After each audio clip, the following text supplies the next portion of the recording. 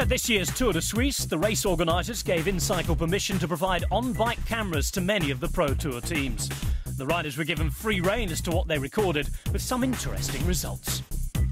The team mechanics mounted the cameras in one of two positions, just below the saddle for a rear view of the action, or on the handlebars for a true rider perspective. The chief goal here being to give our viewers a unique insight into what really happens in the biggest races in the pro peloton. Oh, I think it's fantastic. It's like the MotoGP where you can see the racing actually taking place live, and you can see the guys pumping in the turns, and yeah, it's really exciting video, and I think the fans really will appreciate something like that. They can get down and get dirty in the action. However, it's not merely the fans that have benefited from on-bike cameras. Following the race, all of the teams were provided with the footage. For many of the team staff, the POV camera angle offers something different to the race highlights, a perspective akin to which the riders experience on the day. It's really useful in the sprint train for us to see if where they make mistakes and what went well.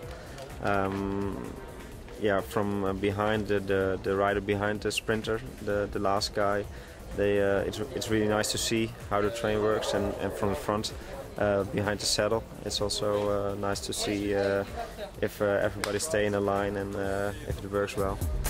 Throughout the race, the cameras, and more specifically the footage acquired, generated much interest amongst the peloton. Stay there!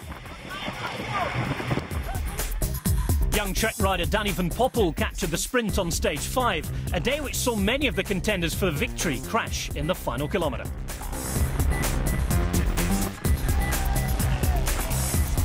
It was war till the last corner, and then I go to the corner and Gus came next to me.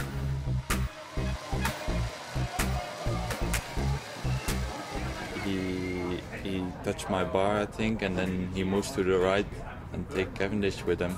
And yeah, it was a very hectic sprint with the corner on the before 300 meters before the finish, and yeah, it was also really dangerous. To be honest, the camera gives a good view, but in real time it's much closer and much faster than what we see on the TV or the camera here. You know, the gaps are much smaller than what we see, and if you look at this, one touch, we're doing 70 k's an hour and we can crash. You don't get that feeling from the camera, but it does give you a good sense of how hectic the sprint is with, you know, guys left and right. While the cameras may not quite match the real thing, they hint at the intensity and drama inside the pro peloton.